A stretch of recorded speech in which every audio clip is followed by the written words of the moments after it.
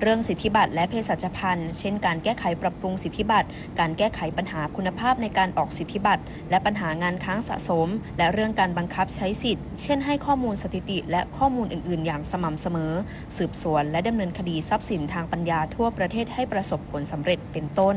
วริศราโตปะรายงานอุทยานแห่งชาติอ่าวสยามจังหวัดประจวบคีรีขันธ์นำเจ้าหน้าที่ออกเก็บขยะชายหาดเกาะทะลุที่ถูกคลื่นซัดลอยเกลื่อนชายหาดรับฤดูวางไข่แพร่ขยายพันธุ์ของเต่าทะเล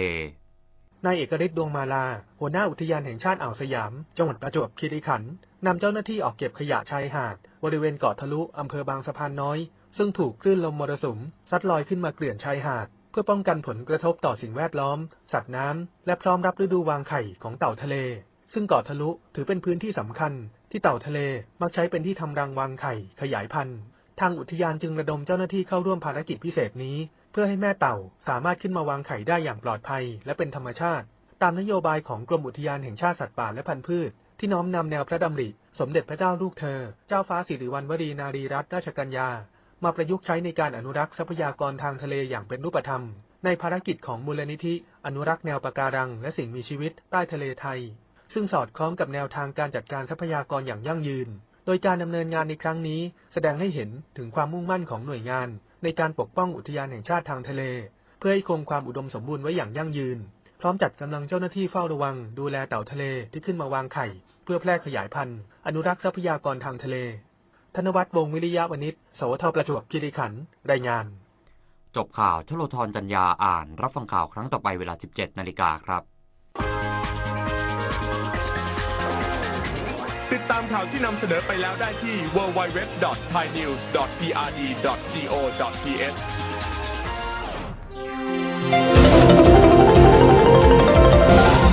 วิทยุแห่งประเทศไทยให้ความรู้คู่ความสุขมัดรวมข่าวสารจากภาครัฐเจาะลึกประเด็นฮ้อนจาก 8 จังหวัดภาคเหนือตอนบนกับทีมนักจัดรายการ 11 สถานีในรายการอู้ข่าวเจ้าเหนือป้ากับช่วงพยากรณ์อากาศและเตือนภัยรายวันพดสวายกระจายข่าวข่าวสารบ้านเฮาและปาแอลเมืองเหนือเวลาดี 4-5 โมงแรงผู้วันจันทร์ถึงวันศุกร์รับฟังต่างวิทยุแห่งประเทศไทย8จังหวัดภาคเหนือตอนบน11สถานีวิทยุสวทเชียงใหม่เจียงไฮ้พะเยาแป้น่านลำปางลำปูนแม่ฮ่องสอนแม่เสรียงฝางและสวทเพื่อการเรียนรู้และเตือนภัยภาคเหนือพร้อมรับชมทาง Facebook แฟนเพจของกู้สถานีสดพร้อมกันทั้งออนแอร์และออนไลน์อู้ข่าวเจ้าเหนืออู้จ่าประสาคนเมืองเหนือเจ้า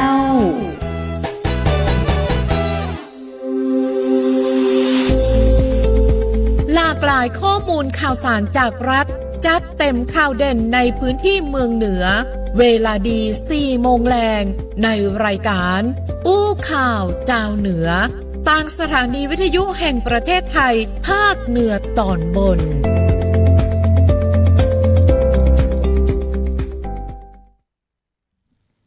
สวัสดีจ้าสวัสดีครั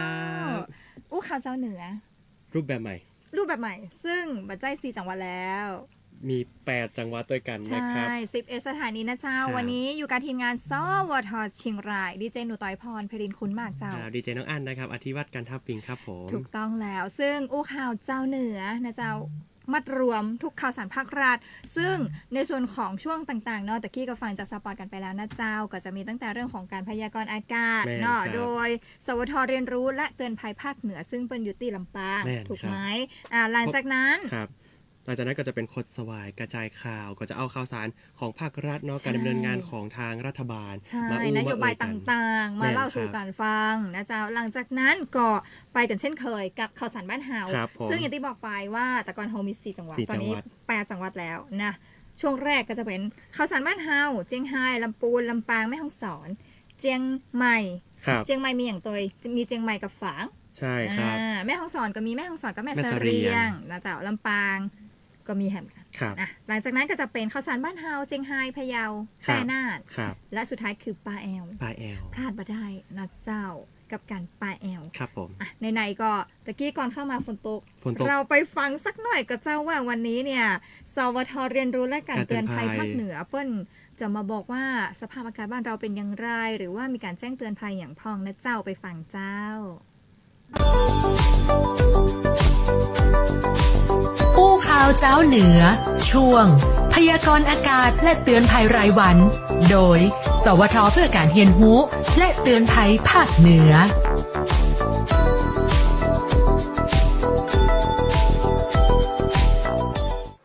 สวัสดีค่ะสวัสดีคุณผู้ฟังและคุณผู้ชมนะคะและสวัสดีผู้ดำเนินรายการทางสวทเชียงรายด้วยค่ะเมื่อวานนี้นะคะทางด้านสวทพะเยาทางไอ้แก้วแล้วก็บ่าวดิมนะคะได้มีการให้ฉายากันมาแล้วค่ะสำหรับสาวนักพยากรณ์อากาศนะคะเพราะงั้นเราทั้งคู่ขอรับไว้เลยละกันค่ะสำหรับการพยากรณ์อากาศนะคะทางด้านภาคเหนือของเราในวันนี้วันที่27พฤษภาคม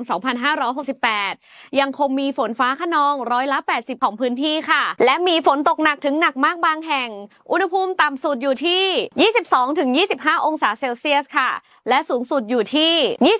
28-33 องศาเซลเซียสค่ะซึ่งในวันนี้นะคะทางกรมอุตุนิยมวิทยาได้มีการออกประกาศเป็นฉบับที่ 9 แล้วค่ะในเรื่องของฝนตกหนักถึงหนักมากในบริเวณภาคเหนือของประเทศไทยค่ะโดยบริเวณภาคเหนือตอนบนนะคะจะมีที่จังหวัดแม่ฮ่องสอนจังหวัดเชียงรายจังหวัดเชียงใหม่จังหวัดลำพูนจังหวัดลำปางและจังหวัดแพร่ค่ะทางภาคเหนือตอนล่างนะคะจะมีที่จังหวัดอุตรดิตถ์สุโขทัย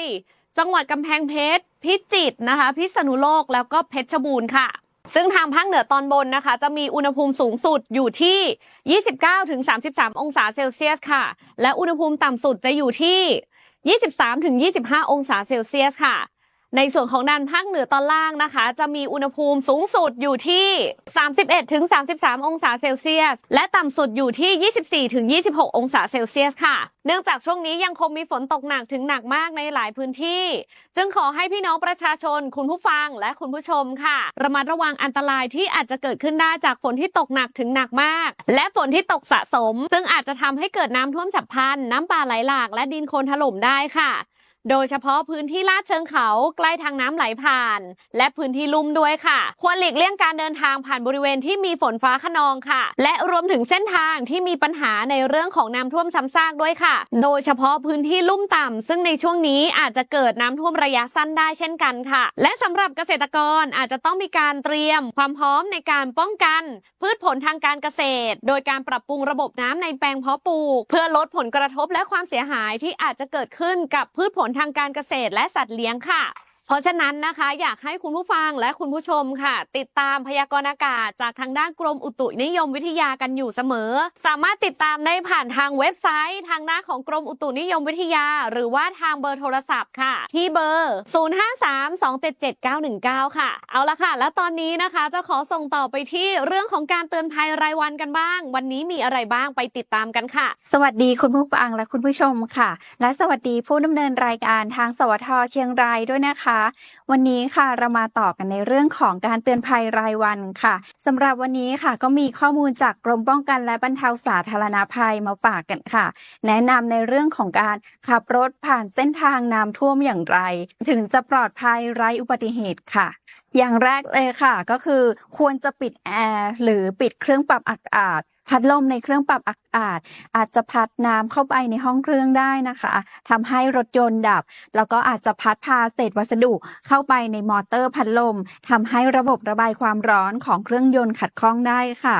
เราควรจะใช้ความเร็วต่ำโดยการรักษาความเร็วให้คงที่อยู่ในระดับเดียวกันอย่างสม่ำเสมอเพื่อป้องกันคลื่นน้ำที่อาจจะกระเด็นบดบังวิสัยทัศน์ในการมองเห็นเส้นทางได้ค่ะไม่ควรเร่งเครื่องเพราะจะทำให้ความร้อนสูงทำให้ใบพัดระบายความร้อนทำงานหนักและน้ำเข้าเครื่องยนต์มากขึ้นส่งผลให้รถยนต์ดับได้ค่ะอย่างที่4ค่ะเราควรจะใช้เกียร์ต่ำนะคะหากเป็นรถยนต์ธรรมดาให้ใช้เกียร์1หรือว่าเกียร์2พยายามเรียงคลัตช์แล้วก็พร้อมเร่งเครื่องยนต์ที่ทำให้รอบเครื่องสูงกว่าปกติเล็กน้อยสำหรับเกียร์อัตโนมัติค่ะก็ควรจะใช้เกียร์ L แล้วก็รักษารอบเครื่องยนต์ให้คงที่ค่ะอย่างที่5ค่ะ เราควรจะลดการใช้เบรกโดยใช้แรงเฉื่อยของเครื่องยนต์ในการหยุดหรือชะลอความเร็วรถเพื่อความปลอดภัยแล้วก็เว้นระยะห่างจากคันหน้าให้มากกว่าปกติด้วยค่ะเป็นการป้องกันในกรณีรถคันหน้าเนี่ยขัดข้องหรือว่าหยุดกระทันหันยังไงในช่วงนี้นะคะก็ยังเป็นช่วงที่อยู่ในช่วงฝนตกอยู่นะคะก็ขอให้คุณผู้ฟังแล้วก็คุณผู้ชมนะคะรวมถึงพี่ๆจากสวท.เชียงรายด้วยค่ะระมัดระวังในการเดินทางในช่วงนี้ด้วยแล้วมาพบกันใหม่ในวันพรุ่งนี้สวัสดีค่ะอู้ข่าวเจ้าเหนือช่วงพยากรณ์อากาศและเตือนภัยรายวันโดยสวท.เพื่อการเรียนรู้และเตือนภัยภาคเหนือ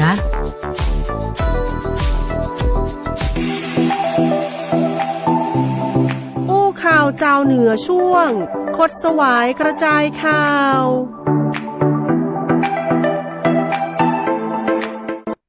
คนสวัสดิ์กระจายข่าวแต่กี้ต้องขอบคุณสองสาวพยากรณ์สองสาวพยากรณ์สองสาวโอ้เหมือนใช่นิดนึง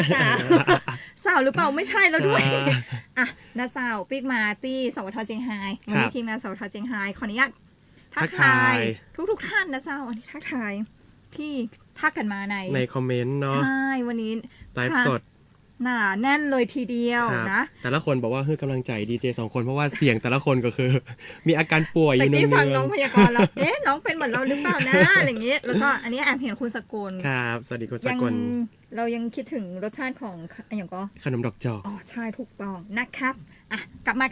ดึงกลับมาก่อนคนสวัสดิ์กระจายข่าววันนี้อันมีอะไรเจ้าวันนี้มีเรื่องราวของท่านนายกมาฝากกันเหมือนที่เราฮู้ก็คือท่านนายกเดินทางไปต่างประเทศเนาะเพื่อเข้าร่วมประชุมนะนายกก็ไปประชุมสุดยอดผู้นำอาเซียนนะครับครั้งที่46ร่วมกำหนดวิสัยทัศน์ใหม่ขับเคลื่อนอาเซียนนะครับซึ่งวันที่26ก็คือตะวานี่นะครับท่านแพทองธารชินวัตรเนาะนายกของเฮานั่นเองเข้าร่วมการประชุมสุดยอดอาเซียนครั้งที่46นะครับที่กรุงกัวลาลัมเปอร์มาเลเซียนะครับภายใต้แนวคิดการมีส่วนร่วมอย่างทั่วถึงและความยั่งยืนเนาะกับผู้นำประเทศ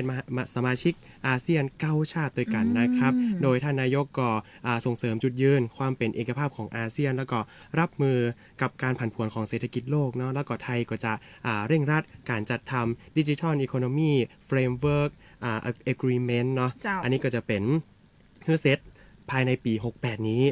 เพื่อเป็นการปลดล็อกการเจริญเติบโตครั้งใหม่ครับเคลื่อนประเด็นที่เป็นผลประโยชน์ของพลเมืองอาเซียนให้มีคุณภาพชีวิตที่ดีและก็ปกป้องความมั่นคงของมนุษย์ในทุกมิติเลยพร้อมการปราบปรามอาชญากรรมข้ามชาติหมอกควันข้ามแดนแล้วก็ภัยพิบัติต่างๆกันด้วยนะครับเจ้าซึ่งในส่วนของประเทศไทยเราเองก็ได้มีการแสดงบทบาทนะเจ้าในการนำแล้วก็ขับเคลื่อนอาเซียนไปสู่เป้าหมายที่ว่าวิสัยทัศน์ประชาคมอาเซียนปีคริสต์ศักราช2045ซึ่งจะเน้นในส่วนของพลังงานสะอาดและก็ดิจิทัลในส่วนของการประชุมสุดยอดอาเซียนครั้งที่46อย่างแบบเป็นทางการท่านนายกรัฐมนตรีก็ได้มีการเน้นย้ำในการที่จะส่งเสริมความร่วมมือทั้งในระดับภูมิภาคแล้วก็ระดับโลกผ่านอาเซียนส่วนประเด็นที่อาจจะส่งผลกระทบต่อภูมิภาคได้เรียกร้องเพื่อแก้ไขข้อพิพาทด้วยสันติวิธีสร้างภูมิภาคที่สงบสุขแล้วก็ได้ร่วมหารือทวิภาคีครับประธานาธิบดีสาธารณรัฐฟิลิปปินส์กระชับความร่วมมือรอบด้านบอกว่าจะเป็นการลงทุนท่องเที่ยวพร้อมร่วมวงอาเซียนยูทนะเจ้าย้ำพลังของเยาวชนเพื่อขับเคลื่อนอาเซียนไปตั้งหน้าแล้วก็ร่วมในพิธีลงนามปฏิญญากรุงกัวลาลัมเปอร์ว่าด้วยอาเซียน2045วางอนาคตร่วมกันของเราวางยาวๆไปเลย20 ปีแม่นครับเหมือนเป็นยุทธศาสตร์สำคัญเนาะในการที่อาเซียนจะร่วมกันเหมือนเฮาเนาะมัดรวมกันภาคเหนือนี่ก็จะมัดรวมอาเซียนเพื่อขับเคลื่อนตัวอาเซียนไปด้วยกันประสบความสำเร็จไปด้วยกันถูกต้องแล้วนะเจ้านี่ก็คือการเดินทางไปต่างประเทศในแต่ละครั้งก็จะต้องมีการบอกว่าจะเป็นเรื่องของการ MOU ในด้านต่างๆเพื่อพัฒนาประเทศของเขาต่อไปนั่นเองนะเจ้าจากคดสวายกระจายข่าวเดี๋ยวไปพักกันสักกำนึงช่วงหน้าปิกมาเดี๋ยวจะพาไปแอลที่ข่าวสารของเชียงใหม่ลำพูนลำปางแล้วก็แม่ฮ่องสอนมัดรวมข่าวสารจากรัฐเจาะลึกประเด็นร้อนจาก8จังหวัดภาคเหนือตอนบนกับทีมนักจัดรายการ11สถานีในรายการอู้ข่าวเจ้าเหนือพบกับช่วงพยากรณ์อากาศและเตือนภัยรายวันคดสวายกระจายข่าวสารบ้านเฮาและป้าแอลเมืองเหนือ เวลาดี 4-5 โมงเย็นทุกวันจันทร์ถึงวันศุกร์รับฟังทางวิทยุแห่งประเทศไทย8จังหวัดภาคเหนือตอนบน11สถานีวิทยุสวทเชียงใหม่เชียงรายพะเยาแพร่น่านลำปางลำพูนแม่ฮ่องสอนแม่เสรียงฝางและสวทเพื่อการเรียนรู้และเตือนภัยภาคเหนือพร้อมรับชมทาง Facebook Fanpage ของทุกสถานีสดพร้อมกันทั้งออนแอร์และออนไลน์อู้ข่าวเจ้าเหนืออู้จาประสาคนเมืองเหนือ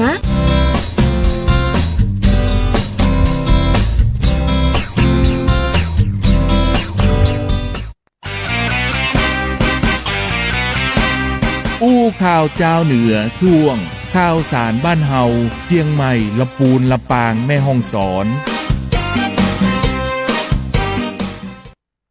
ข่าวเจ้าเหนือนะเจ้าข่าวสารบ้านเฮาวางช่วงนี้เบรกนี้ปาไป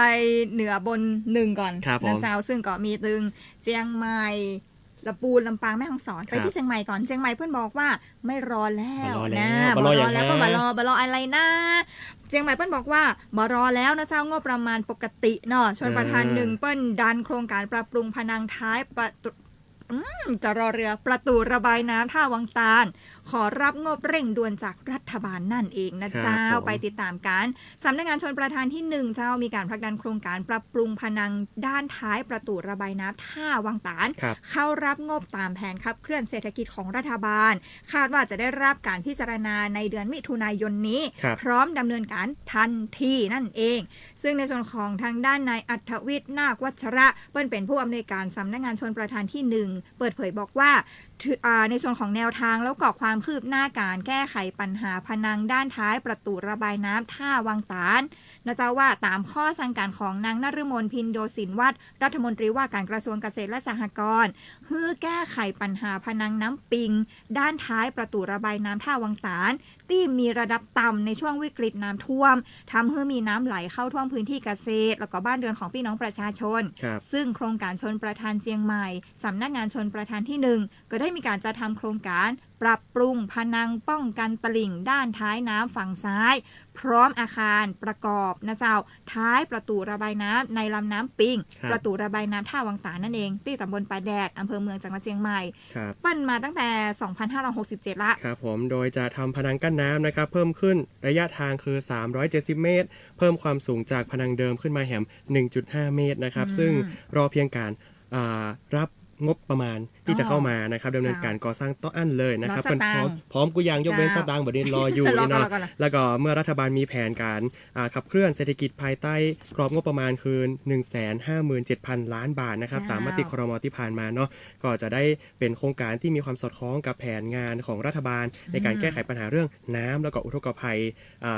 ตัดขั้นตอนการรองบประมาณปกติทั้งนี้โครงการดังกล่าวนะครับได้มีการเขียนแผนนำเสนอโดยใช้งบฟื้นฟูจากแผนดังกล่าวแล้วนะครับแล้วก็ขณะนี้อยู่ระหว่างรออนุมัติงบประมาณคาดว่าจะได้รับการพิจารณาในเดือนมิถุนายนเหมือนที่พี่ต่อยบอกตะกี้นะครับแล้วก็ได้รับอนุมัติงบแล้วก็จะพร้อมดำเนินการทันทีเลยนะครับถูกต้องแต่นี้สกัมเนาะมิถุนายนเดือนนี้พฤษภาคมเดือนหน้านั่นเองขอบคุณผู้สื่อข่าวสวทเชียงใหม่คุณดารุณีเมฆสุวรรณจากในเมืองเชียงใหม่ไปฝั่งพ่องไปขับรถไปแหมน้อยบ้านน้อยเนาะมันต้องจัดน้อยนะเจ้าไปเมืองฝางเนาะกองกำลังพาเมืองมีการปะทะกับกลุ่มขบวนการลักลอบลำเลียงยาเสพติดแถมแล้วยึดยาบ้า 500,000 เม็ดกลุ่มขบวนการเสียชีวิต2 ศพนะเจ้าในพื้นที่ตำบลอำเภอแม่อายจังหวัดเชียงใหม่นั่นเองผมซึ่งในครั้งนี้นะครับเสนาธิการกองกำลังผาเมืองนอกพันเอกไมตรีศรีสันเทียนะครับร่วมกับหน่วยงานที่เกี่ยวข้องลงพื้นที่ตรวจสอบการยึดยาเสพติดในพื้นที่ที่แม่อายเนาะจังหวัดเชียงใหม่พร้อมเปิดเผยว่ากองร้อยทหารพรานที่3207นะครับกองบังคับการควบคุมทหารพรานศูนย์ปฏิบัติการกองทัพภาคที่3จัดกำลังพล1ชุดปฏิบัติการนะครับทำการลาดตระเวนเฝ้าตรวจแล้วก็ป้องกันสกัดกั้นการกระทำผิดตามพรบยาเสพติดเนาะซึ่งบริเวณแล้วก็ช่องทางธรรมชาติที่บ้านดอยแหลมหมู่ที่13เนาะ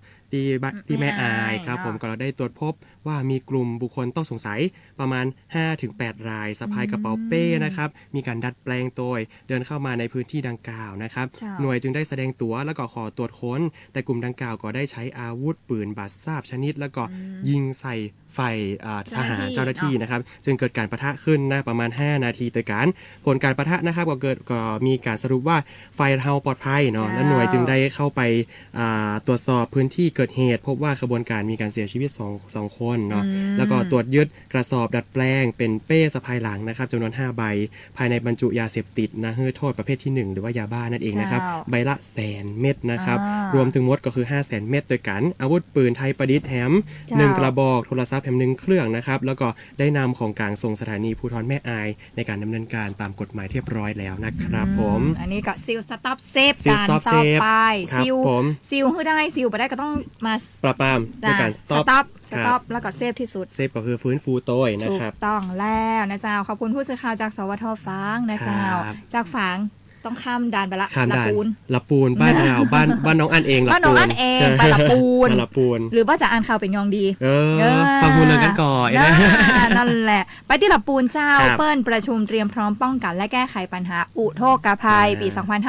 2568 เพื่อครอบคลุมทุกมิติอย่างยั่งยืนนั่นเองโดยที่ทางนายวิวัฒน์อินไทยวงศ์ท่านผู้ว่าราชการจังหวัดลำพูนนะเจ้าได้เป็นประธานในการประชุมร่วมกับคณะกรรมการศูนย์อำนวยการป้องกันและบรรเทาสาธารณภัยจังหวัดลำพูนแล้วก็หัวหน้าส่วนราชการต่างๆในอำเภอทั้ง8อำเภอองค์กรปกครองส่วนท้องถิ่นและหน่วยงานที่เกี่ยวข้องเพื่อที่ว่าเพื่อนจะได้เตรียมความพร้อมป้องกันและแก้ไขปัญหาอุทกภัยของปีนี้ 2568 โดยในส่วนของการจัดประชุมนี้นะเจ้าก็จะเพื่อบูรณาการทำงานและเตรียมความพร้อมป้องกันและแก้ไขปัญหาอุทกภัยปีนี้นั่นเอง 2568 ประกอบกับกรมอุตุนิยมวิทยาเปิ้นได้มีประกาศลงวันที่ 15 พฤษภาคมแจ้งว่าประเทศไทยเนี่ยได้สิ้นสุดฤดูร้อนแล้วก็เริ่มต้นเข้าสู่ฤดูฝนในวันที่ 15 พฤษภาคมที่ผ่านมาชุ่มฉ่ำตั้งแต่15เลยถูกต้องก็เลยกองอำนวยการป้องกันและบรรเทาสาธารณภัยอำเภอและก่อนหน่วยงานที่เกี่ยวข้องเตรียมพร้อมรับสถานการณ์อุทกภัยปีนี้โดยมีการเตรียมความพร้อมตั้งแต่ก่อนเกิดภัยอย่างเช่นการติดตามสภาพอากาศจัดทำแผนเผชิญเหตุอุทกภัยจัดการกำจัดสิ่งกีดขวางทางน้ำการขุดลอกคูคลองต่อระบายน้ำต่างๆในเขตเมืองทุกอำเภอจัดตั้งศูนย์พักพิงชั่วคราวการระบายน้ำแล้วก็การเพิ่มพื้นที่รองรับน้ำรวมไปถึงการแจ้งเตือนภัยการเฝ้าระวังสถานการณ์ดินโคลนถล่มตัวที่อู้มาตะกี้ก็เป็นการเตรียมก่อนที่จะเกิดเหตุแต่เมื่อเกิดเหตุเสร็จแล้วก็จะมีในเรื่องของแผนเผชิญเหตุเช่นกันนะครับแผนเผชิญเหตุก็จะมีการจัดตั้งศูนย์บัญชาการเหตุการณ์นะครับระดับอำเภอแล้วก็ศูนย์ปฏิบัติการฉุกเฉินองค์กรปกครองส่วนท้องถิ่นแล้วก็จะมีการจัดชุดปฏิบัติการเร่งให้ความช่วยเหลือพี่น้องประชาชนนะครับที่ประสบภัยนะโดยเฉพาะด้านการดำรงชีพตามวงรอบอย่างต่อเนื่องนะครับแล้วก็จะมีการฟื้นฟูหลังเกิดภัยเช่นกันเนาะอำเภอที่ยังคงมีสถานการณ์อุทกภัยก็คือเร่งในการที่จะดำเนินการช่วยเหลือพี่น้องนะครับแล้วก็คลี่คลายสถานการณ์ตามหน้างานเนาะไปดูกันนะครับด้านผู้ว่าราชการจังหวัดลำพูนก็เน้นย้ำนะครับว่าคือในอำเภอทุกอำเภอเลยติดตามสถานการณ์กุวันอย่างใกล้ชิดนะครับแล้วก็ส่วนปกครองส่วนท้องถิ่นนะครับเพื่อสำรวจจุดเสี่ยงต่อการเกิดเหตุนะแล้วก็ในเรื่องของการสื่อสารก็บอกว่าเพื่อจัดทำแผน JIC ระดับจังหวัดร่วมกันบูรณาการในเรื่องข้อมูลข่าวสารให้เป็นไปในทางทิศทางเดียวกันแม่จอยกันเนาะเพราะว่าบางทีเกิดอาการตื่นตระหนกของพี่น้องประชาชนในพื้นที่นะครับอันนี้ก็เป็นข่าวจากพี่น้องลำพูนขอบคุณผู้สื่อข่าวคุณวุฒิชัยพงษ์วุฒิศักดิ์นั่นเองนะเจ้าจากลำพูนเลยไปแหมน้อยไปลำปางเจ้าคุณผู้ฟังคุณผู้ชมลำปางเพิ่นจัดกิจกรรมจิตอาสาพัฒนาเนื่องในวันพระบาทสมเด็จพระปกเกล้าเจ้าอยู่หัวซึ่งจัดขึ้นที่บริเวณโรงพยาบาลแม่เมาะอำเภอแม่เมาะนั่นเองนะเจ้านายชุติเดชมีจานเจ้าผู้ว่าราชการจังหวัดลำปางก็ได้มาหมายฮื้อทางท่านนายอำเภอแม่เมาะนะเจ้านายพนมพรตุ้ยกาดเป็นประธานเพื่อที่จะนำหัวหน้าส่วนราชการเจ้าหน้าที่หน่วยงานภาครัฐวิสาหกิจนะเจ้าพี่น้องเอกชนภาคประชาชนจิตอาสาเจ้าลำปางเจ้าร่วมกิจกรรมจิตอาสาพัฒนาสถานที่สาธารณะแล้วก็ปล่อยพันธุ์ป่าเนื่องในวันพระบาทสมเด็จพระปกเกล้าเจ้าอยู่หัววันที่30พฤษภาคมนี้โดยที่พี่น้องประชาชนจิตอาสาจากทุกภาคส่วนก็ได้ร่วมกันปรับแต่งภูมิทัศน์แล้วก็พัฒนาทำความสะอาดบริเวณโดยรอบโรงพยาบาลแม่เมาะแล้วก็ปล่อยพันธุ์สัตว์น้ำทั้งหมด 30,000 ตัวด้วยกันตีสระน้ำโรงเรียนวัดบ้านแขมอำเภอแม่เมาะเพื่อส่งเสริมอนุรักษ์พันธุ์สัตว์น้ำแล้วก็เพิ่มผลผลิตสัตว์น้ำในแหล่งน้ำธรรมชาติ มีความอุดมสมบูรณ์อย่างยั่งยืนครับแล้วก็ทั้งนี้ทั้งนั้นเนาะในการทำงานการจิตอาสาครั้งนี้เป็นการแสดงออกถึงความจงรักภักดีแล้วก็น้อมรำลึกถึงพระมหากรุณาธิคุณนะครับอันหาที่สุดบ่ได้นะครับของพระบาทสมเด็จพระปกเกล้าเจ้าอยู่หัวหรือรัชกาลที่7ของเฮานะครับทรงมีพระกรุณาธิคุณต่อพระสงฆ์นิกรชาวไทยหลายด้านเลยบอกว่าจะเป็นการปกครองเนาะโดยได้ตั้งสภากรรมการองคมนตรีนะครับแล้วก็แหมอื่นๆนานาประการหลายเรื่องเลยบอกว่าจะเป็นด้านสังคมศาสนาประเพณีวัฒนธรรมต่างๆนะครับอันนี้ก็เพื่อความสามัคคีและความจงรักภักดีและการมีส่วนร่วมของคนในพื้นที่โดยครับผมถูกต้องละเจ้าละปางไปแม่ฮ่องสอน ไกลอยู่เนอะไกลอยู่ ไปตาละปางได้ก็บ่ได้ต้องไปตั้งเชียงใหม่เนาะจะเชียงใหม่เจ้าที่แม่ฮ่องสอนเจ้าเปิ้ลมีการจัดประชุมรับฟังความคิดเห็นร่วมขับเคลื่อนร่างแผนอนุรักษ์และพัฒนาเมืองเก่าอย่างยั่งยืนนะเจ้าที่ห้องประชุมโรงแรม Imperial แม่ฮ่องสอนนายเอกวิทย์มีเพียรผู้ว่าราชการจังหวัดแม่ฮ่องสอนเจ้าท่านได้เป็นประธานเปิดการประชุมรับฟังความคิดเห็นแล้วก็ข้อเสนอแนะต่อร่างแผนปฏิบัติการอนุรักษ์และพัฒนาเมืองเก่าแม่ฮ่องสอนโดยจัดโดยสำนักงานทรัพยากรธรรมชาติและสิ่งแวดล้อมจังหวัดแม่ฮ่องสอนนั่นเองซึ่งการประชุมนี้เนี่ยจัดขึ้นภายใต้โครงการส่งเสริมการมีส่วนร่วมในการอนุรักษ์และพัฒนาเมืองเก่ามีผู้เข้าร่วมกว่า80คนนะเจ้าจากหลากหลายหน่วยงานทางด้านนายสมคิดปัญญาดีเจ้าผู้อำนวยการสำนักงานทรัพยากรธรรมชาติและสิ่งแวดล้อมจังหวัดแม่ฮ่องสอนเพิ่นบอกว่าแผนปฏิบัติการนี้เป็นส่วนหนึ่งของนโยบายจากคณะกรรมการอนุรักษ์และพัฒนาเมืองเก่าที่จะทำขึ้นตามระเบียบสำนักนายกรัฐมนตรีพุทธศักราช 2546 แล้วก็ปรับปรุงเมื่อพุทธศักราช 2564 โดยมีเป้าหมายให้เมืองเก่าใน 12 จังหวัดซึ่งรวมถึงแม่ฮ่องสอนมีแนวทางการอนุรักษ์แล้วก็พัฒนาอย่างยั่งยืนสอดคล้องกับยุทธศาสตร์ชาติ20 ปีก็คือปี 2561 ถึง 2580 นั่นเองในการประชุมนี้ก็ถือว่าเป็นเวทีที่สำคัญที่เปิดโอกาสให้ทุกภาคส่วนได้มีส่วนร่วมกำหนดทิศทางการพัฒนาเมืองเก่าแม่ฮ่องสอนนะเจ้าเพื่อให้สามารถอนุรักษ์คุณค่าทางประวัติศาสตร์แล้วก็วัฒนธรรมคู่กันไปกับการพัฒนาเศรษฐกิจแล้วก็สังคมของท้องถิ่นได้อย่างยั่งยืนนั่นเองครับผมจากแม่ฮ่องสอนบะใกล้บะไก่ไปแวะที่แม่เสรียงกันสักหน่อยก่อนที่จะปิดสวทแม่เสรียงเนาะแม่นครับผมแม่เสรียงนะครับได้จัดสาธารณสุขอำเภอแม่เสรียงนะจังหวัดแม่ฮ่องสอนได้เตือนประชาชนในช่วงของหน้าฝนนี้ให้ระวังห้ามเผลอกินเห็ดพิษเสี่ยงอันตรายถึงชีวิตนะประเดี๋ยวเห็ดนักขนาดประเดี๋ยวนี้นะครับครับนายกมลนะครับใจถานะครับสาธารณสุขอำเภอแม่เสรียงนะครับได้เปิดเผยว่าช่วงนี้นะครับหลายพื้นที่เลยเริ่มมีฝนตกเยอะหลายพื้นที่เริ่มมีเห็ดป่าขึ้นกันแล้วนะครับหรือว่าเป็นเห็ดที่เกิดได้ธรรมชาติหลากหลายชนิดเลยนะครับทั้งเห็ดที่กินได้แล้วก็กินบ่ได้เนาะเพราะว่าเห็ดพิษนั่นเองนะครับโดยเฉพาะเห็ดในระยะที่เป็นระยะตูมเปิ้ลบอกอีนะซึ่งจะเป็นแตกต่างเนาะมันเหมือนกันไปหมดพอมันตูมนะครับหากมีความเชี่ยวชาญก็อาจจะวิเคราะห์ได้แต่ใครที่บ่มีความเชี่ยวชาญและอาจจะทำเข้าใจผิดได้ว่าอันนี้กินได้ก็ไปกินไปได้เปิ้ลเลยแม่เปิ้ลเลยบอกว่าเห็ดพิษหากไม่รู้จักไม่แน่ใจบ่ควรเก็บมาทานหากไม่แน่ใจห้ามเก็บเลยถ้าเกิดความแม่นเห็ดนั้นก็ห้ามเด็ดขาดเนาะเปิ้ลเลยบอกว่าช่วงนี้ที่พบบ่อยนะบอกว่าจะเป็นเห็ดพิษเนาะอันนี้ก็เป็นเห็ดระโงกพิษนะบางแห่งฮ้องว่าเห็ดระโงกหินนะเห็ดระจื้อกับมือเห็ดระแงกเนี่ยเห็ดไข่ไตซากจื้อกับรุนแรงแล้วนะเห็ดทานเลือดอีวะซึ่งถ้าขายมีอาการเหล่านี้เวลากินเห็ดเข้าไปก็อาจจะต้องไปพบหมอเนาะอาจจะมีอาการเล็กน้อยหรือมากแล้วแต่คนบอกว่าจะเป็นวิงเวียนอาเจียนปวดท้องถ่ายเหลวนะครับหรือว่าอาการรุนแรงก็อาจจะไตวายตับวายแล้วก็เสียชีวิตได้อันนี้ก็เป็นอาการดังนั้นเลี่ยงการเก็บเห็ดป่ามากินในช่วงนี้ถ้าใครกึดอย่างบ่ออกมีสายด่วนกรมควบคุมโรคเนาะ1422เจ้าเปิ้ลมีสโลแกนไว้เนอะว่าเห็ดไม่รู้จักไม่แน่ใจไม่กินไม่เก็บไม่กินนะบ่เก็บบ่กินเนอะถ้าบ่ฮู้จักขึ้นมาเห็ดอะไรอย่างเนี่ยเหมือนเห็ดนั้นเลยอย่าเพิ่งกินนะเจ้าเพราะบางอันเนี่ยจะถึงแก่ชีวิตได้แม่นนะอันนี้ก็คือทั้งหมดทั้งมวลของข้อมูลข่าวสารจากภาคเหนือตอนบนเดี๋ยวไปพักกันสักก้ามเดี๋ยวเราจะปีกมาติดตามข่าวสารบ้านเฮาพะเยาเจียงไฮ้น่านแป่และเจ้าครับผม วัดกลางเวียงจันทโลการามขอเชิญร่วมอนุรักษ์และสืบสารงานประเพณีเดือน8เข้าเดือน9ออกใส่ขันดอกเสาสะดือเมืองเชียงรายประจำปีพุทธศักราช 2568 ระหว่างวันที่ 23-29 พฤษภาคม 2568 ณ วัดกลางเวียงเวลา 18 นาฬิกาของทุกวันประกอบพิธีพระพุทธมนต์สมโภชสะดือเมืองพร้อมชมมหรสพและการแสดงถวายเสาสะดือเมืองเชียงรายในทุกค่ำคืนงานประเพณีเดือน8เข้าเดือน9ออกใส่ขันดอกเสาสะดือเมืองเชียงราย 23-29 พฤษภาคมนี้ณ วัดกลางเวียง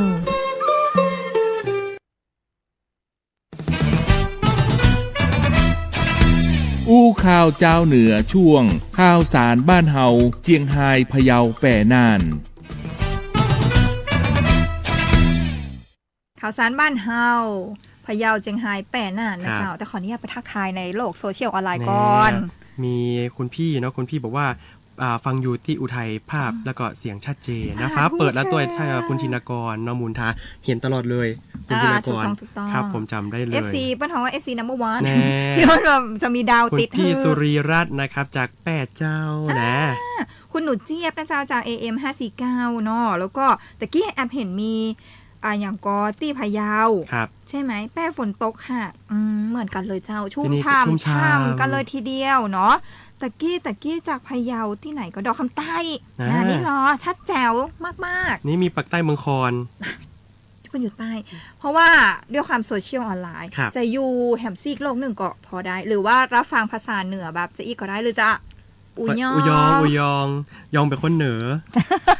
เจ้าไปกันต่อครับตี้ไปไหนเพราะว่าปิกมาบ้านเฮาเชียงไฮ้ก่อนนะเจ้าช่วงนี้เชียงรายก็จะนะหลายๆข้อมูลข่าวสารแต่ว่าวันนี้นะเจ้าทางท่านรองนายกรัฐมนตรีท่านรองนายกประเสริฐนะเจ้าแล้วก็ท่านมทซีนะพี่อิ่มใช่มทพี่อิ่มนะเจ้ามี FC ไปรอตัวนะลงพื้นที่จังหวัดเชียงรายเจ้าเนื่องจากว่ามาติดตามในเรื่องของสิ่งที่พี่น้องประชาชนเนาะบอกว่าจะเป็นจากเชียงรายเองหรือแม้แต่ทั่วประเทศนะเจ้าเพื่อความห่วงใยก็คือเรื่องของคุณภาพน้ำกกนั่นเองนะเจ้าโดยในวันนี้เจ้ารองนายกรัฐมนตรีประเสริฐและมทซีนะเจ้ามาประชุมขับเคลื่อนแก้ไขปัญหาคุณภาพน้ำในแหล่งน้ำผิวดินแล้วก็ตรวจติดตามกระบวนการผลิตน้ำประปาที่สถานีผลิตน้ำวังคำที่เจียงไฮ้เขาเนี่ยแหละจากภาพเลยถ่ายถามว่าบนผลิตน้ำกันจะได้อันนี้เลยนะเจ้าซึ่งเหตุการณ์นี้เกิดขึ้นเมื่อช่วงเช้าที่ผ่านมานะเจ้าที่ห้องประชุมจอมกิตติสารการจังหวัดเจียงไฮ้นายประเสริฐจันทรรวงทองรองนายกรัฐมนตรีและรัฐมนตรีว่าการกระทรวงดิจิทัลเพื่อเศรษฐกิจและสังคมในฐานะประธานคณะอนุกรรมการการขับเคลื่อนการแก้ไขปัญหาคุณภาพน้ำในแหล่งน้ำผิวดินท่านก็ได้เป็นประธานเปิ้ลดื่มน้ำโชว์เลยนะดื่มได้เป็นประธานการประชุมคณะกรรมการขับเคลื่อนการแก้ไขปัญหาคุณภาพน้ำในแหล่งน้ำผิวดินโดยที่วันนี้มีทางท่านธีรรัตน์สำเร็จวานิชเจ้ารัฐมนตรีช่วยว่าการกระทรวงมหาดไทยหรือว่ามทซีในฐานะที่เป็นรองประธานคณะอนุกรรมการก็ได้เข้าร่วมประชุมตัวนะเจ้าท่านรองนายกรัฐมนตรีบอกว่ารัฐบาลบ่ได้นิ่งนอนใจต่อปัญหาที่เกิดขึ้นโดยได้มีการตรวจสอบแล้วก็เร่งหาต้นต่อของสาเหตุสารปนเปื้อนในแม่น้ำกกแม่น้ำสายซึ่งทางรัฐบาลเองมีความห่วงใยพี่น้องประชาชนส่วนมาตรการและแนวทางแก้ไขปัญหาสารปนเปื้อนต้องมีความชัดเจนขณะนี้ได้เร่งเจรจาหาแนวทางระหว่างประเทศนอกจากนี้ได้มีข้อสั่งการเพิ่มเติมโดยเปิ้นฮื้อกรมควบคุมมลพิษกรมประมงกรมอนามัยในพื้นที่จังหวัดเชียงรายและก็เชียงใหม่และก็หน่วยงานที่เกี่ยวข้องเนี่ยได้ติดตามสถานการณ์คุณภาพน้ำตะกอนดินสัตว์น้ำแล้วก็สิ่งแวดล้อมอื่นๆตลอดจนสุขภาพของพี่น้องประชาชนที่อาศัยอยู่ริมน้ำกกลำน้ำสาขาต่างๆทั้งในเจียงไฮ้เองหรือว่าเจียงใหม่อย่างใกล้ชิดและก็ต่อเนื่องพร้อมกับมีการสั่งการให้มีการจัดตั้งศูนย์บัญชาการเหตุการณ์ส่วนหน้าโดยเปิ้นได้มอบหมายให้ท่านธีรรัตน์สำเร็จวานิชรัฐมนตรีช่วยว่าการกระทรวงมหาดไทยในฐานะรองประธานคณะอนุกรรมการเป็นประธานศูนย์บัญชาการ มีผู้ว่าราชการจังหวัดเชียงรายและเชียงใหม่หน่วยงานที่เกี่ยวข้องเป็นคณะทำงานเพื่อที่จะได้แก้ไขปัญหาอย่างเร่งด่วนครับผมเหมือนที่พี่ต่อยบอกนะครับว่าภาพตะกี้เปิ้ลก็ได้ลงพื้นที่กันเนาะมีการลงพื้นที่ติดตามกระบวนการผลิตน้ำประปาเนาะที่สถานีผลิตน้ำวังคำการประปาส่วนภูมิภาคสาขาเมืองเชียงรายสาขาเชียงรายนะครับแล้วก็คณะก็ได้เดินทางไปดูห้องแลบนะครับการผลิตน้ำประปาที่สาขาเชียงรายเพื่อตรวจสอบขั้นตอนการตรวจหาสารปนเปื้อนในน้ำประปาที่จ่ายให้กับพี่น้องประชาชนนะครับแล้วก็คณะได้ร่วมกันเหมือนที่ภาพตะกี้เลยดื่มน้ำโชว์เลยนะครับที่ผลิตจากประปาส่วนภูมิภาคสาขาเชียงรายของเฮานะครับเพื่อสร้างความมั่นใจให้กับพี่น้องประชาชนเนาะเพราะหลายๆคนอาจจะตั้งคำถามว่าน้ำมันมีสารปนเปื้อนที่ตรวจกันเจอเอามาผลิตแล้วมันจะบ่มีสารปนเปื้อนกันอันนี้ก็เป็นผลว่าตรวจแล้วบ่มีสารปนเปื้อนสามารถบริโภคได้นะครับแล้วก็จากนั้นก็ไปที่โครงการฝ่ายเชียงรายนี่สดๆร้อนๆเลยนะครับก็เพื่อการฟังรายงานเนาะการเปรียบเทียบปริมาณสารปนเปื้อนในแม่น้ำกกระหว่างหน้าฝายแล้วก็ใต้ฝายนะครับซึ่งเพราะว่าสารปนเปื้อนในน้ำด้านหลังของฝายนะครับมีสารปนเปื้อนลดลงอย่างมีนัยสำคัญเนาะซึ่งก็เป็นแนวทางในการที่จะเอามาแก้ไขปัญหาคุณภาพน้ำในระยะเร่งด่วนต่อไปใช่เพราะก่อนหน้านี้ก็เคยมีแนวทางกันมาแล้วว่าเปิ้ลลองมาแล้วว่าฝายเนี่ยพอมีการเหมือนดักตะกอนกันมาเรื่อยๆนะเจ้าสารปนเปื้อนก็จะลดลงดังนั้นก็จะมีตอนนี้ก็จะมีทั้งแนวทางในการแก้ไขปัญหาทั้งระยะเร่งด่วนแล้วก็ระยะยั่งยืนต่อไปนะเจ้าดังนั้นวันนี้ก็มีการจัดตั้งศูนย์บัญชาการเหตุการณ์ส่วนหน้าแล้วเดี๋ยวเขาก็จะมาติดตามการดำเนินงานกันต่อไปเนาะเพื่อที่ว่าทั้งหมดทั้งมวลคือคุณภาพชีวิตของพี่น้องประชาชนซึ่งเป็นสิ่งสำคัญที่สุดอยู่แล้วนะเจ้าที่ทางภาครัฐจะต้องดูแลอย่างเร่งด่วนซึ่งเหมือนที่ท่านได้กล่าวว่ารัฐบาลไม่ได้นิ่งนอนใจต่อปัญหาที่เกิดขึ้นเนาะพยายามตรวจสอบแล้วก็เร่งรัดในการเจรจาเพื่อแบบยุติต้นตอในการเกิดใช่แล้วก็ในเรื่องของสัตว์น้ำต่างๆเนี่ยเป็นตัวซอไปแล้วนะเจ้าว่าส่วนของสารปรอดเนี่ยไม่ได้มีอยู่ในตัวสัตว์น้ำต่างๆเนาะที่อยู่ในลำน้ำกกนะเจ้าแล้วก็แหมอย่างนึงเนี่ยในส่วนของความห่วงใยคือก็ต้องชี้ชัดกันชัดเจนว่าตะกี้คือน้ำอุปโภคบริโภคอ่ะก็คืออย่างน้ำประปาผ่านการผลิตมาแล้วดื่มได้อยู่แล้วแต่ว่าถ้าสมมติว่าเขามีแผลหรืออย่างแล้วเขาจะต้องไปลงน้ำอันอย่าพึ่งสัมผัสน้ำเลี่ยงการสัมผัสน้ำโดยตรงเนาะใครที่กำลังจะไปลงน้ำกกอีกดีกว่าอันนี้ถ้าใครมีแผลเลยอย่างเพิ่งก็ให้เลี่ยงก่อนในช่วงนี้นะครับเจ้านี่ก็เป็นข้อมูลจากเจียงไฮ้บางท่านบอกว่าตั้งแม่สายเป็นใดแม่สายนะตอนนี้สถานการณ์น้ำก็คือเปิ้นฮ้องว่าน้ำเริ่มทรงตัวนะเจ้ากับอยู่ในระดับที่ห่างจากตลิ่งนะเจ้าอาจจะต้องติดตามสถานการณ์ในเรื่องของฝนและก็ปริมาณน้ำที่จะลงมาตัวใช่ด้านติดตามได้ผ่านทางสื่อของทางกรมประชาสัมพันธ์นะเจ้าบอกว่าจะจากส่วนกลางหรือจากเชียงรายเชียงใหม่ตัวเพราะเชียงใหม่ก็ต้องติดตามสถานการณ์น้ำเหมือนกันได้10สถานีที่เขาอู้ไปตะกี้เลยใช่แล้วถูกต้องจากเชียงรายไปพะเยานะครับพะเยามีข่าวของที่ว่าการปกครองจังหวัดพะเยานะครับได้จัดอบรมเพิ่มประสิทธิภาพสมาชิกกองอาสารักษาดินแดนเนาะหลักสูตรการฝึกซ้อมการรักษาความสงบเรียบร้อยในพื้นที่นะครับก็คือวันนี้เลยนะครับนายภูธนะนะครับชมพูมิ่งรองผู้ว่าราชการจังหวัดพะเยานะครับเป็นประธานในการเปิดการอบรมครั้งนี้นะครับเป็นหลักสูตรที่จัดขึ้นนะครับในพื้นที่จังหวัดพะเยานะแล้วก็ได้เป็นหน้ากองร้อยอาสารักษาดินแดนจังหวัดพะเยาที่2นะตำบลบ้านต่อมนะครับอำเภอเมืองนะครับซึ่งที่ทำการปกครองจังหวัดพะเยาจัดขึ้นเพื่อเสริมสมรรถนะและก็ขีดความสามารถในการปฏิบัติหน้าที่ของกองอาสารักษาดินแดนในด้านยุทธวิธีเนาะการป้องกันตนเก่านะครับแล้วก็เพิ่มประสิทธิภาพเพื่อสามารถเป็นกำลังหลักในพื้นที่ที่มีคุณภาพในการป้องกันแล้วก็กระทำผิดต่อกฎหมายแล้วก็การรักษาความสงบเรียบร้อยและความมั่นคงในพื้นที่ตอนในและก็ตามชายแดนในพื้นที่โดยนะครับซึ่งการอบรมครั้งนี้มีผู้เข้าร่วมถึง98คนเลยนะครับซึ่งนายศิวัฒน์นะครับฟูบินนะครับปลัดจังหวัดพะเยานะครับได้กล่าวว่าการฝึกอบรมดังกล่าวนะครับทางจังหวัดพะเยาได้รับการสนับสนุนงบประมาณของโครงการตามแผนปฏิบัติราชการประจำปีของจังหวัดพะเยาในปี68ตอบโจทย์เป้าหมายและก็ตัวชี้วัดตามประเด็นของจังหวัดในการเพิ่มศักยภาพของเจ้าหน้าที่ในการป้องกันการกระทำผิดตามกฎหมายและก็การรักษาความสงบเรียบร้อยในพื้นที่นะครับเจ้าขอบคุณผู้สื่อข่าวจากสวทพะเยาจากพะเยาไปเมืองแป้กันพอไปแป้ก่อนนะเจ้าชุดปฏิบัติการพิเศษฝ่ายปกครองจังหวัดแป้ชกหน่วยเฉพาะกิจห้อมนะเจ้า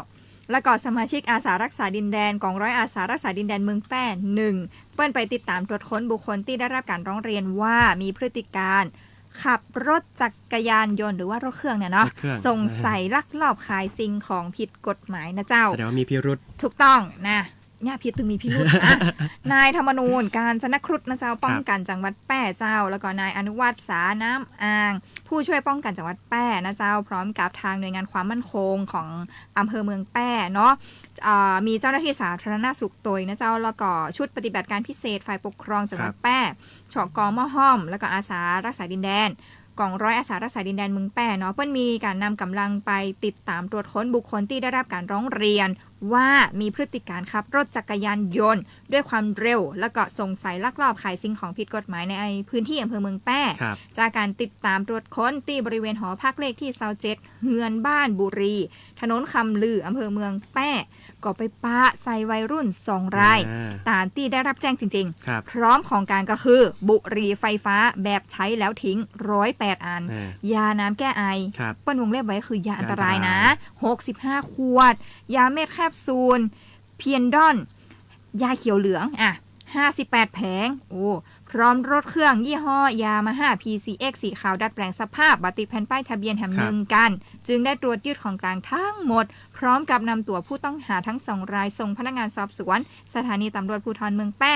เพื่อสอบสวนดำเนินคดีตามกฎหมายต่อไปครับผมผู้ว่าราชการจังหวัดแพร่เนาะท่านสมชัยเลิศประสิทธิพันธ์นะครับได้กล่าวว่าจังหวัดแพร่เอาแต่เนอการป้องกันและก็ปราบปรามยาเสพติดนะครับภายหลังเปิดปฏิบัติการป้องกันและแก้ไขปัญหายาเสพติดอย่างเร่งด่วน45 วันระหว่างวันที่13 พฤษภาคมนะครับจนถึงวันที่26 มิถุนายน 2568 นี้เพื่อร่วมกันสร้างเมืองแพร่ปลอดภัยนะครับคือทำให้พี่น้องจังหวัดแพร่นะครับสามารถใช้ชีวิตประจำวันได้อย่างปลอดภัยและก็สงบสุขเนาะจึงขอความร่วมมือพี่น้องนะครับประชาชนที่อยู่ในจังหวัดแพร่แล้วก็คนที่รู้สึกว่ามีคนน่าสงสัยนะว่าจะเป็นผู้นำท้องถิ่นนะช่วยแจ้งเบาะแสกันสักหน่อยนะครับผู้ที่มีพฤติกรรมเสี่ยงในเรื่องของยาเสพติดนะครับไม่ว่าจะเป็นการค้าการเสพเนาะหรือว่าผู้ป่วยจิตเวชในชุมชนทราบกลิ่นก็ฮือแจ้งเลยทราบกลิ่นฮือแจ้งเลยโทรไปเลยนะครับเบอร์โทรของสำนักงานปปสเนาะสายด่วน1386นะครับหรือว่าถ้าใครออนไลน์เก่งเพจ Facebook นะครับศูนย์อำนวยการป้องกันและปราบปรามยาเสพติดจังหวัดแพร่นะแล้วก็ศูนย์ดำรงธรรมอำเภอหรือศูนย์ดำรงธรรมจังหวัดแพร่หรือว่ากดโทรศัพท์ไปเลยครับ054-531-007นะเบอร์จำง่าย054-531-007หรือว่ามือถือ093-190-3334นะครับเพื่อจะได้ดำเนินการในเรื่องของกฎหมายต่อไปเจ้าขอบคุณผู้สื่อข่าวคุณพฤดินพรแสงสร้อยทีมข่าวสวท.แปร่บ้านเฮาเจียงไฮ้มีเจียงไฮ้ฟ้าใสยับได้นักอยู่เหมือนกันถ้าเห็นจากข่าวก็คือส่วนมากจะเป็นไอซ์เนาะบ้านเฮาใช่บ้านเฮาจะมีไอซ์อย่างที่บอกไปก็คือซิลสต็อปเซฟใช่ไหมคะก็ต้องมีการดำเนินการต่อไปและเจียงไฮ้ก็เป็นเมืองชายแดนในเรื่องของซิลเนี่ยต้องเริ่มจากเจียงไฮ้ใช่หลายที่ก็จะถ้ามีชายแดนก็จะมีเรื่องของพื้นที่ธรรมชาติเนาะเหมือนทางผ่านธรรมชาติใช่แล้วก็อันนี้ก็คือที่แป้เป็นบุหรี่ไฟฟ้าซึ่งเดี๋ยวนี้บุหรี่ไฟฟ้ามีค่อนข้างเป็นของว่ากระจายไปทั่วเลยนะเจ้าแล้วเข้าถึงง่ายราคาแบบแพงมีแล้วรูปลักษณ์เป็นอย่างที่ละออนบางที่ละออนบอกฮู้น่ะแม่นใช่ดังนั้นน่ะก็เลยบอกว่าถ้าทราบกินมาแล้วเนี่ยเจ้าฮื้อขจายแจ้งเตอบอกว่าจะเป็นจังหวัดไหนนอกตอนนี้เราอยู่ด้วยกันทั้งหมด8จังหวัดภาคของเขาแล้วเนี่ยเรามาช่วยกันหนึ่งเสียงของเขาอาจจะทำให้น้องๆหลายๆท่านเลยที่จะรอดจากบุหรี่ไฟฟ้าใช่บางท่านอาจจะกลัวว่าการแจ้งเวลาเขาแจ้งบอแสเพิ่นจะเก็บข้อมูลของเขาไว้แม่นครับเจ้าเนาะเขาปลอดภัยแน่นอนเนาะคนผู้ฟังเนาะครับผมจากแป้ไปน่านกันพ้องนะเจ้าพอชอน่านหรือพัฒนาชุมชนน่านเปิ้ลมีการจัดกิจกรรมคัดเลือกผลิตภัณฑ์โอท็อปงามนะอยากไปเด่นนะเจ้าเตรียมพร้อมสู่เวทีระดับประเทศในโครงการ KBO จังหวัดน่านประจำปี 2568 จัดขึ้นที่โรงแรม The Empress เดี๋ยวก่อนเขาผิด The Impress น่านนะเจ้าโดยที่มีท่านชัยนรงค์รักษารัฐพัฒนาการจังหวัดน่านนะเจ้าเปิ้นก็ได้มีทางเจ้าหน้าที่เนาะได้ดำเนินการจัดกิจกรรมคัดเลือกผลิตภัณฑ์ O-Top ที่มีความโดดเด่นภายใต้โครงการพัฒนาศักยภาพเครือข่ายองค์ความรู้หรือว่า Knowledge Base O-Top KBO จังหวัดน่านประจำปี 2568 โดยก็จะมีเนี่ยเจ้าผู้ผลิตผู้ประกอบการ O-Top จากกลุ่มเป้าหมายซาวกลุ่มเข้าร่วมทำเสนอผลิตภัณฑ์ ต่อคณะกรรมการผู้ทรงคุณวุฒิซึ่งกิจกรรมนี้มีวัตถุประสงค์นะครับเพื่อคัดเลือกสุดยอดผลิตภัณฑ์โอท็อปนะครับของจังหวัดน่านนะครับเพื่อนำเสนอผลงานในระดับส่วนกลางแล้วก็เข้าร่วมจัดแสดงแล้วก็จัดจำหน่ายในงานโอท็อปศิลปาชีพประทีปไทยนะครับหรือว่าโอท็อปก้าวไกลด้วยพระบารมีนะซึ่งจัดขึ้นในเดือนสิงหาของ2568นี้นะครับโดยผู้เข้าร่วมกิจกรรมประกอบด้วยกลุ่มผลิตภัณฑ์โอท็อป20 กลุ่มด้วยกันนะครับตามประเภทผลิตภัณฑ์นะแบ่งออกเป็น4 กลุ่มนะครับก็คืออาหาร4 กลุ่มนะเครื่องดื่ม2 กลุ่มแล้วก็ผ้าและเครื่องแต่งกาย10 กลุ่มนะของใช้และของตกแต่งของที่ระลึก3 กลุ่มแล้วก็กลุ่มสมุนไพรที่ไม่ใช่อาหาร1 กลุ่มนะครับโดยภายในกิจกรรมก็มีการนำเสนอผลงานต่อคณะกรรมการพร้อมตอบข้อซักถามต่างๆนะก่อนที่จะประชุมสรุปผลแล้วก็ประกาศรายชื่อผู้ที่ได้รับคัดเลือกซึ่งโครงการพัฒนาศักยภาพเครือข่ายองค์ความรู้นะครับจังหวัดน่านนี้นะครับมีเป้าหมายสำคัญเพื่อส่งเสริมให้คณะกรรมการเครือข่ายองค์ความรู้ระดับจังหวัดทำหน้าที่เป็นศูนย์กลางในการให้คำปรึกษาสนับสนุนแล้วก็พัฒนาขีดความสามารถของผู้ผลิตผู้ประกอบการโอท็อปให้สามารถพัฒนาคุณภาพมีนวัตกรรมแล้วก็มีศักยภาพในการแข่งขันในตลาดระดับประเทศและก็สากลสำนักงานพัฒนาชุมชนจังหวัดน่านยังคงมุ่งมั่นพัฒนาในเรื่องของ OTOP อย่างต่อเนื่องนะครับโดยใช้กลไกเครือข่ายองค์ความรู้ KBO นะครับเป็นแรงขับเคลื่อนหลักเลยในการยกระดับเศรษฐกิจฐานรากแล้วก็เพิ่มช่องทางตลาดให้แก่ผลิตภัณฑ์ชุมชนอย่างยั่งยืนนะสวยงามเสื้อตัวแรกออนไลน์แล้วอยากจะเฮือกลับไปใช่เลยเสื้อตัวแรกที่แวบเข้ามาสวยมากๆเลยสวยงามมากเชื่อว่าเพื่อนต้องมีออนไลน์น้องอั้นถ้าผู้จัดของจังหวัดน่านฟังอยู่ถ่ายรูปส่งมาให้เฮาหน่อยนี่เสื้อตัวนี้เสื้อสูทสวยงามเลยทีเดียวถ้าสมมุติว่าติดหน้าเนาะชุดนั้นมาอยู่ตรงนี้ก็ไม่ต้องแปลกใจไปเราไปสืบมาแล้วเรียบร้อย F ผ่านรายการเลยตอนนี้ F แล้วนะเจ้าเอาละเต็มอิ่มกันไปกับข้าวสารบ้านเฮาเราบอกว่าจะเป็นภาคเหนือตอนบน1แล้วก็ภาคเหนือตอนบน2เดี๋ยวไปภาคกันสักกรรม1ช่วงหน้าจะจวนมาแอลเจียงไฮ้นะเจ้ากับปาแอลเมืองเหนือครับอู้ข่าวเจ้าเหนือช่วงปาแอลเมืองเหนือ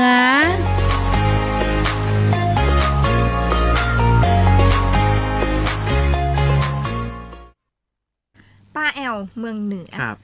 ป้าแอลแม่สายบางท่านนะจ๊ะแม่สายเริ่มแบบแอลได้กะคืออย่างนี้เราต้องชี้แจงก่อนคนผู้ฟังคนผู้ชมเจ้าอาจจะมีบางท่านนะที่เห็นข่าวจากสถานการณ์น้ำต่างๆแล้วแบบมาแอลได้กะเจียงไฮ้บางทีผู้ประกอบการโรงแรมก็จะมีอดครวญบ้างว่าแบบนักท่องเที่ยวน้อยอย่างเงี้ยเจ้าเราต้องชี้แจงก่อนว่าตอนนี้เนี่ยพื้นที่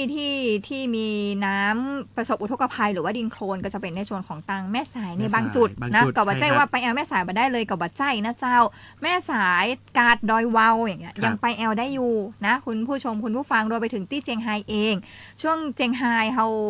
มีการประชาสัมพันธ์การท่องเที่ยวแอลเจียงไฮ้แอลได้ตลอดทั้งปีมาหลายปีแล้วไม่ท้องว่ากรีนซีซั่นจะไม่มีโลซีซั่นในประเทศไทยอีกต่อไปอันนี้เป็นนโยบายของภาครัฐเลยใช่ถูกต้องแล้วคือเจียงไฮ้เนี่ยอย่างก็ตอนตะกอนเนี่ยเพื่อนอาจจะมาแอลดอยตอนหน้าหนาวแต่บัดเดียวนี้เจ้าเนี่ยกรีนซีซั่นเนี่ยที่มาแอลดอยกันเพราะเนื่องจากว่าพอเปิ้ลท้องว่าฟ้าหลังฝนสวยงามมากดอยจะเขียวขจีแล้วจะมีปุยเมฆลอยแบบครอใช่แล้วคือฟิลบอกว่าถ้าฟิลคือความรู้สึกอย่างก็ได้ขึ้นไปนอนบนดอยในวันที่ฝนพรามเนี่ยเนาะแล้วก็แม่เจ้าตื่นมาหนูอั้นกินหมูกระทะกะบ่ใช่หมูกระทะไม่แรงแต่ว่าแม่เจ้าตื่นมาก็คือเปิ้ลท้องว่าอย่างน่ะไอ้น้ำน่ะสวยงามตะกี้ไปปะผู้ประกอบการร้านกาแฟอันนั้นบ้านเปิ้ลอยู่บนดาววาวีสวยงามนะที่บนดาววาวีก็จะมีอย่างก่อนนะเกสต์เฮาส์โฮมสเตย์อย่างต่างๆมากมายนะจ๊ะแล้วก็มีหลายดอยโตยซึ่งวันนี้กิจกรรมที่เราจะชวนมาแอลเจียงไฮ้ก็คือที่ดอยผาหมีซึ่งอันนี้ก็บางท่านก็มาแอลผาหมีอันนี้ส่วนคุณปู่นะเนี่ยมาแอลเจียงไฮ้นอกก็จะไปเลยร้านกาแฟที่บอกว่าเป็นห้อมดอยสวยงามเคยไปมาหรือยังพี่เคยยังบอกเคยนี่แหละคนเจียงไฮ้บอกเคยไปแอลไหนเลยเอาจริงๆฟังดีๆพี่ก็ยังบอกเคยนะแต่ตอนนี้ผาหมีเทรล2025สายวิ่งทั้งหลายมาแล้วนะเจ้าสำหรับผาหมีเทรลเตรียมให้พร้อม Race Day 24 เดี๋ยวก่อนจะออกัสไม่ใช่24สิงหาคม2025ก็คือปีนี้ล่ะสิงหาคมเนอะเปิ้ลจะเปิดให้สมัคร29ถึง30พฤษภาคมนี้2วันนะอีกไม่กี่วันเท่านั้นจดไว้กากบาทไว้จริงๆกะแค่29เต็มละตอนนี้น้องแอร์สวทละปูนต้องแนฟังไว้ดีเจน้องดีเจแอร์ดีเจน้องแอร์เนาะเปิ้ลเป็นสายวิ่งเทรลเนาะนั่นนะสำหรับการเปิดให้สมัครงานผาหมีเทรล2025วิ่งเพื่อชุมชนเป็นการปิกมาแห่งครั้งเรื่องตามคำเรียกร้องนะเจ้าท่ามกลางดอยผาหมีกับสายหมอกในช่วงฤดูฝนและกับความน่ารักของพี่น้องชาวอาคาบนดอยผาหมีนั่นเองประสบการณ์แบบนี้เนี่ยหาได้ไหนบ่ได้นะผาหมีเทรล2025 29ถึง30พฤษภาคมนี้เปิ้ลห้ามจำนวนจำกัดเนอะคุณผู้ฟัง500 บิบเท่านั้น500ท่านเนาะใช่500ท่านเท่านั้นอันนี้คือบางท่านอาจจะบอกว่าเสื้ออันนั้นผาหมีใช่เนอะอันนี้ก็บางคนแบบพอเสื้อแล้วจ้ะคุณผู้ฟังเจ้าตอนนี้ถ้าใช่ทำไมเขาถึงบอกว่าเปิ้ลแบบพอเสื้อแล้วเปิ้ลพอนางแบบปุ่นต้องไปดูชมออนไลน์ย้อนหลังของเรานะเจ้ากับการประชาสัมพันธ์เรื่องผาหมีเทลวันนี้ทีมงานบอกว่าเปิดเส้นทางใหม่เลยนะคุณผู้ฟังคุณผู้ชมบางท่านอาจจะมาปีที่แล้วใช่ไหมเปิ้ลบอกว่าไปตังใดเนี่ยเปิ้ลไปสำรวจเส้นทางกันมาใหม่ละมาใหม่แล้วดังนั้นจะได้รับประสบการณ์ที่ประซ้ำครั้งก่อนถูกต้องนะเห็นก็งามเนาะหรือว่าเราจะไปวิ่ง อย่าลืมว่าเรามีวิ่งน้อยรายภาพนี้ไปแห่งกิจกรรมแต่ว่าที่ไม่ได้มาบอกกันคือเปิ้ลสมัครเต็มละแต่ท่านสามารถที่จะร่วมแชร์นะจุดการท่องเที่ยวของจังหวัดเชียงรายของเฮาได้วิ่งน้อยภาพก็คือการวิ่งแล้วก็ไปร่วมกันถ่ายรูปที่เช็คอินแล้วก็แชร์ไปยังคนทั่วโลกให้รับรู้ว่าแม่เฮามาเน้นวิ่งเฮาเน้นถ่ายเราเลยไปร่วมกิจกรรมนี้ใช่ถูกต้องนะเจ้าเดี๋ยวเราจะมาเล่าสู่กันฟังอย่างกันแต่ตอนนี้ก็คือต้องมาประชาสัมพันธ์กันก่อนว่าเนี่ยวันที่29-30วันพัดวันศุกร์นี้ละกะนะเจ้ากับผาหมีเทรลนะภาพแค่500ท่านเท่านั้นมาร่วมวิ่งแล้วก็มาร่วมฮิวใจพี่น้องชาวแม่สายด้วยกันเพราะว่าบางท่านนะที่เป็นนักวิ่งเทรลอ่ะก็คือเปิ้ลลูกตีไก่มาเนาะเปิ้ลก็ไม่ได้มาแค่วันเดียวนะเปิ้ลก็จะมาหลายวันรวมไปถึงบางทีก็จะมีครอบครัวมาส่งเนาะก็จะลวดไปแอลได้ซึ่งแบบนี้บอกว่าจะเป็นในส่วนของถ้ำหลวงเนาะหรือว่าตีแม่สายนะเจ้าคืออย่างที่บอกพื้นที่ที่ประสบอุทกภัยก็มีแต่พื้นที่ที่ยังสามารถแอลได้อยู่ก็มีแฮมนะเจ้าแล้วก็เนี่ยวิ่งเซตทานกาแฟท่านจะได้รสชาติกาแฟแบบซ้ำนะแม่นก่อนเพราะเจียงไฮ้เยอะมากใช่แล้วก็ทุกร้านคือประเดี๋ยวนี้ถ้าใครมาเจียงไฮ้แล้วมาถามว่ากาแฟร้านไหนล่ะโอ้บัจเจ้บอกหูแต่บอกว่าจะบอกร้านไหนอะไรดีว่าโอ้มันลำไปหมดเลยอันดับแรกต้องถามกันว่าท่านมากี่วันเราจะไต่ลิสต์คือแม่เจ้าร้านนี้เนอะแม่ตอนร้านนี้เนอะกินจนตาค้างอ่ะมาเจียงไฮ้บ่ได้นอนบ่ใช่ว่าไปแอลนักล้ำกินกาแฟนักกาแฟค้างกาแฟเริ่มออกฤทธิ์นะเจ้าดังนั้นนี่ก็เป็นแห่งหนึ่งกิจกรรมนะเจ้าที่เอามาฝากกันเนอะคุณผู้ชมคุณผู้ฟังสำหรับท่านที่ชื่นชอบการวิ่งเทรลคือวิ่งเทรลจะเป็นแห่งแบบนึงเนาะก็คือวิ่งในพื้นที่ธรรมชาติใช่ก็คือทั้งผู้ที่ชื่นชอบธรรมชาติโดยแล้วก็ท่านที่ต้องฝึกพละกำลังมาตัวนะท่านต้องฝึกใช่บ้านเราจะกลายเป็นภาระของเพื่อนร่วมทางเหมือนเราสองคนนี้ปุ๊บสมัครปุ๊บเป็นภาระของกันเองปากันไปบัดรอดก็คือว่าอันนี้เปิ้ลจะมีเวลากันด้วยเนาะใช่น่าจะเกินแน่นอนถึงเวลาเปิ้ลมาแน่อาจจะมีคนมาพาเราไปจากตรงนั้นแบกหามไปเฮากันเลยว่าอันนี้เรามาประชาสัมพันธ์นะคะข้าจะบอกว่าไปวิ่งด้วยกันเกาะคอเป็นวิ่งน้อยร้อยภาพดีกว่าอันนั้นน่าจะถนัดกว่านะเจ้าแต่ว่าอันนี้เนี่ยก็เชียร์นะเพราะว่าเปิ้ลจะมีกลุ่มของการวิ่งเทรลของเปิ้ลอยู่เนาะจริงๆแล้วก็บางท่านนะคือบางท่านไปเปิดโลกประสบการณ์พอไปวิ่งครั้งนึงแล้วอ่ะอยากใช่ชอบแล้วก็เมื่อใดจะจัดวิ่งเทรลแฮมอย่างเงี้ยจ้าดังนั้นเฮาฝากไว้อีกหนึ่งอย่างสำหรับใครที่สมัคร500ท่านที่ไปวิ่งเทรลถ่ายรูปมาฝากเฮาพ้องแชร์แล้วก็แฮชแท็กเราหน่อยเดี๋ยวจะไปติดตามนี่ผาหมีเทรล2 ใช่เป็นเพจ Facebook นะเจ้าเข้าไปติดตามได้ไปดูภาพกิจกรรมของรอบที่แล้วเนาะรวมไปถึงไปติดตามภาพกิจกรรมของปีนี้ก็ได้เพราะว่าก็จะได้เป็นการส่งเสริมการประชาสัมพันธ์การท่องเที่ยวนะเจ้าตรงนี้จะเป็นพื้นที่ของเวียงพังคำที่แม่สายนะเจ้าแล้วก็อย่างที่บอกมาช่วยกันฮิวใจพี่น้อง ตังแม่สายไปด้วยกันนะเจ้าก็กาดดอยวาวก็ยังแอลได้เนาะ ที่พักก็ยังพักได้ปกติใช่แล้วก็วางนี้ก็ในก็แม่สายแล้วก็ขอกำลังใจเนาะมาฮือปีน้องหรือว่าทีมงานเจ้าหน้าที่นะเจ้าทั้งแบบว่าจะเป็นพี่ๆทหารเนาะที่เป็นกำลังใช่ทำแนวกั้นน้ำอยู่อสจิตอาสายังตั้งๆนะเจ้าแล้วก็ขอรวดไปจนถึงเชียงใหม่เพราะเชียงใหม่ก็สถานการณ์น้ำเหมือนกันเริ่มมาแล้วก็บัดนี้ลืมติดตามนะเจ้าในส่วนของสถานการณ์น้ำต่างๆจากหน่วยงานของภาครัฐอย่างใกล้ชิดเนาะเพื่อเราจะได้เตรียมพร้อมรับมือได้ทันโดยเฉพาะช่องทางการประชาสัมพันธ์ของกรมประชาสัมพันธ์ทุกสื่อนะเจ้าครับผมอันนี้ก็เป็นทั้งหมดทั้งมวลของรายการอู้ข่าวเจ้าเหนือของวันนี้โดยสวทเจียงไฮ้นำโดยท่านผอ.วราคณาอุ่นบ้านผอ.เอของเรานะครับพร้อมกับทีมงานพี่ช่างที่อยู่ข้างหลังของเรานี่เลยนะครับสำหรับวันนี้น้องอั้นอธิวัตรกันทับปิงนะครับเจ้าดีเจนุต่อยพรไพรินคุณมากต้องลาไปแล้วเจอกันในวันอังคารหน้านะเจ้าแฮมหนึ่งอังคารเราจะเจอกันทุกวันอังคารที่2และ4ของเดือนครับสำหรับวันนี้ต้องลาไปแล้วอย่าลืมดูแลสุขภาพกันด้วยนะเจ้าสวัสดีเจ้า